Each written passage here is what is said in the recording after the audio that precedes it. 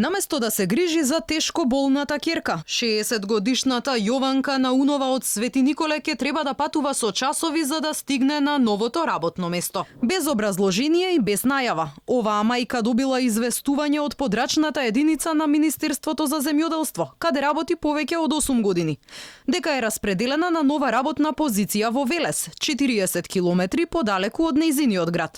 Скршена од болка прашува како на година и половина пред пензионирањето да патува со часови и кој ќе се грижи за нејзиното неподвижно дете. Ова испада како ми го дават решението едноставно да се откажам од работа. Неполни 2 години имам до моето пензионирање. А ја морам да имам некој средство за живот. Мене ми треба грижа не 4, не 8, 24 часа околу детето. А ја морам да одам на работа како би од економска гледна точка. А ја морам да бидам покрај детето. А мене ме праќа да одам во друг град, каде што нема нити превоз никаков. Нема едноставно автобуска линија, да кажеме, еве. Ќерката Валентина е дипломиран економист. Болеста се појавила пред 10 години и прогресирала брзо. Па таа денес е речиси врзана за кревет и целосно зависна од нејзината мајка. Сама не може да отиде ниту во тоалет. Јованка вели дека поради близината на работното место во родното Свети Николе, паузите ги користи да претрча до дома за да ја нахрани Валентина. 7 минути јас го одам, толку брзам, секоја пауза ја користам да дојдам да ја дадам храна и нормално вода или сок, не е битно пијалок на детето да го спремам и пак назад се враќам. Тоа секојдневно, еднаш обавезно. А не дај Боже кога нешто се случи, дали паднала, мене ми се јава тука, има комши или баба, стара, возрастна е сега, да кажем 85 години, морам да се дојдам.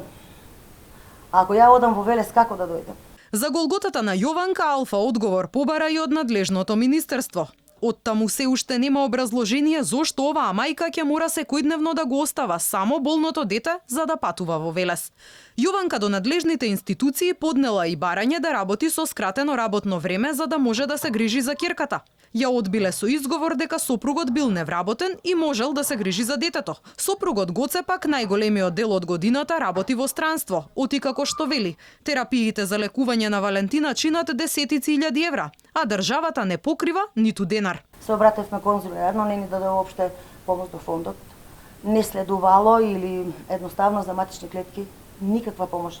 Нешто на социјална мрежа така има броево отворено на детето, ама тоа е малку, да кажам, не можам да ги соберам. Јованка се надева дека институциите и земјоделие и здравство ќе имаат слух за нејзината мака.